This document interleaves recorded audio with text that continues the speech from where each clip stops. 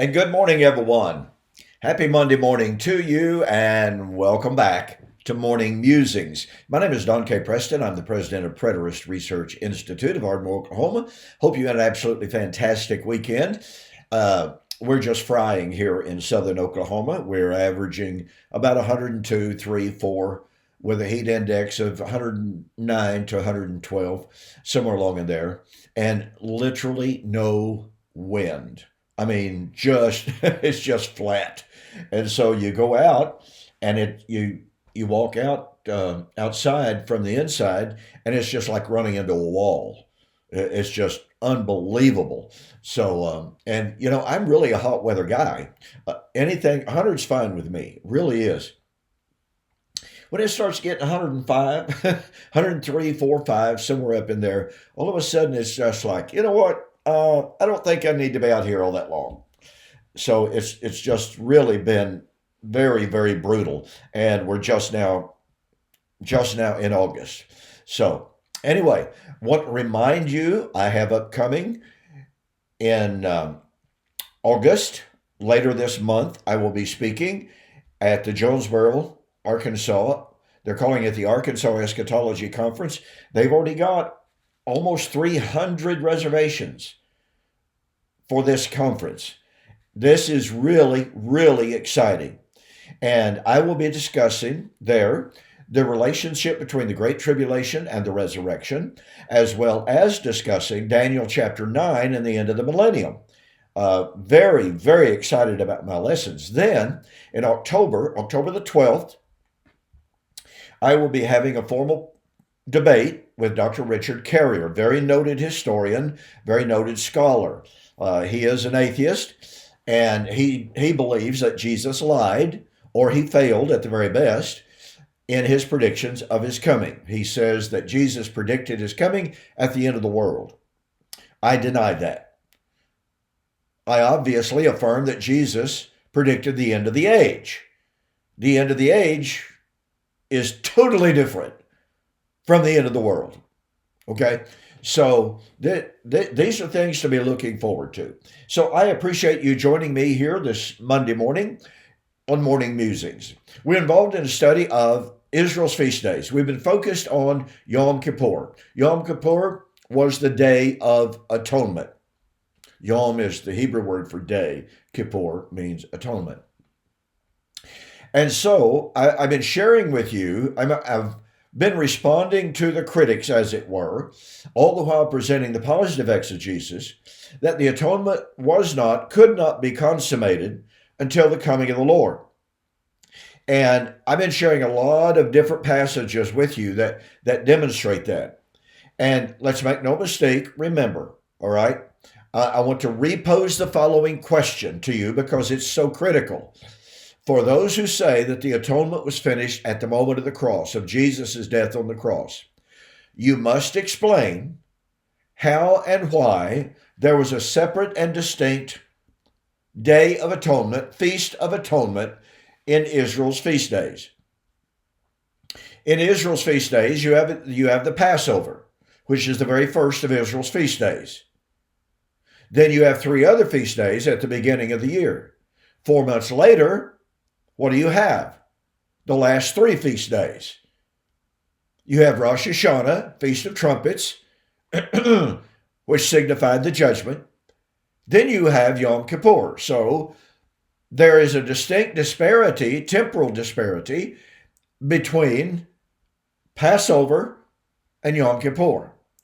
So for those who affirm and claim that Passover was the consummated atonement. And by the way, I haven't had anybody answer this. So if you are one of those who believe that the atonement was finished at the cross, and don't anybody say that I'm denying that the cross was involving the atonement. Never said that, never indicated that. And I'm simply saying that the death of Christ on the cross was not the consummation of the atonement.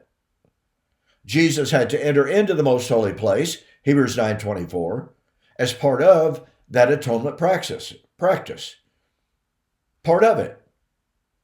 But he also had to come out to announce salvation. In other words, put this like this. He purchased atonement through his death and entrance into the most holy place, there to appear in the presence of God for us. He had to return to apply that salvation, to apply that atonement. But that means that the atonement was not consummated until he came out of the most holy place. Totally, it's just a singular process.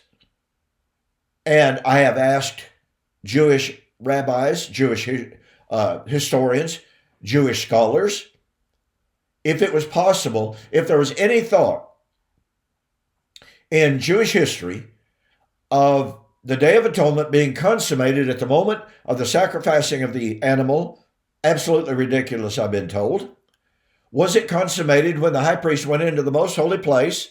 Absolutely ridiculous. That destroys the imagery. The high priest had to come out of the most holy place to consummate the atonement. And I've had people, when I've shared that, I've had people tell me, well, you just don't understand. They're just unbelieving Jews. Folks, that is, I'm sorry, that's a facile argument. Has no probative value whatsoever. To try to wave the hand at what the Jews believed is to wave the hand. Well, they believed the Bible was inspired. They believed that Messiah was going to come. They believed the Messiah was going to bring about the kingdom. They believed that the Messiah, or that at the time of the Messiah, there was going to be the Great Tribulation. All of those are biblical facts. The Jews believed in them. Now, did they have the right concept as to the nature of those things? No. That doesn't change the fact that they believed in the reality of those things. So, we can't just wave our hand and try to dismiss the reality of what the Jews believed. We have to look to examine the whole story.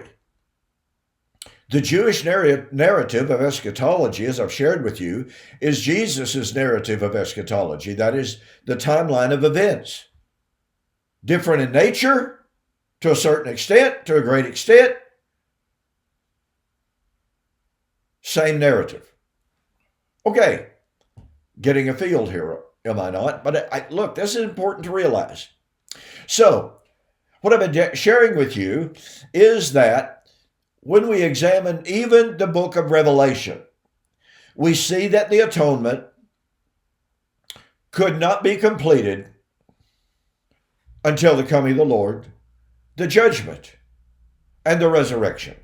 Now, I want to take another just ever so brief aside here. We have to understand, very, very important. I'll be developing this in my lesson on the tribulation and the resurrection in Jonesboro, Arkansas. To the Jewish mind, sin brought alienation, and alienation was death.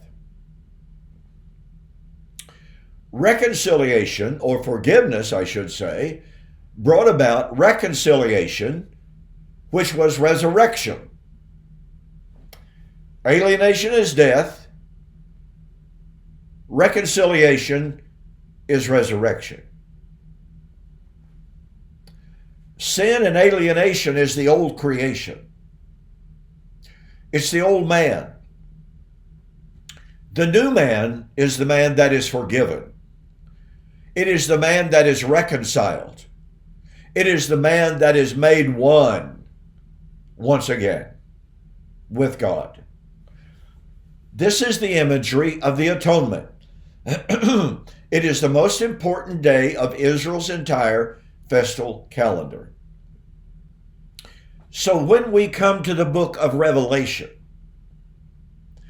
what do we find? We find a story of a great city, Babylon. She is guilty of the most heinous of crimes. She is, therefore, alienated, and she's about to be slain. She is the great harlot city that the beast will turn on because he has come to hate her, and he will destroy her and burn her with fire. Alienation, death. out of the ashes of that destruction would arise the new creation. To express it like this: Babylon is the old Jerusalem. Babylon, i.e., the old Jerusalem, was to be destroyed, shattered, burned with fire.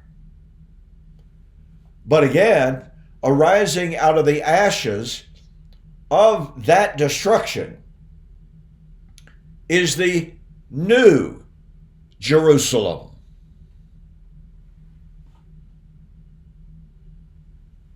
Do you catch the power of that, folks?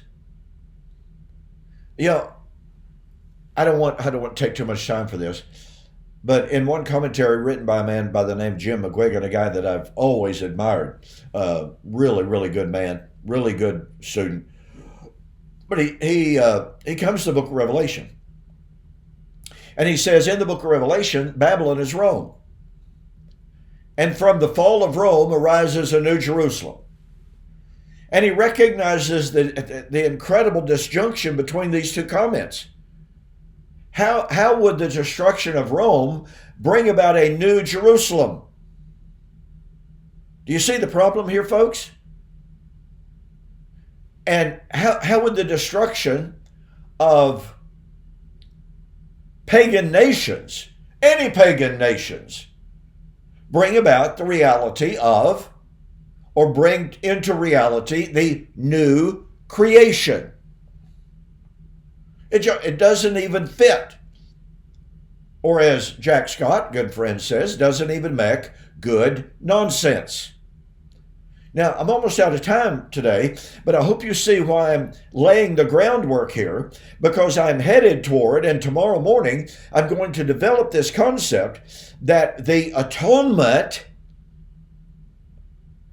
is the story of reconciliation, that the atonement brings about the new creation. So I ask you to consider this.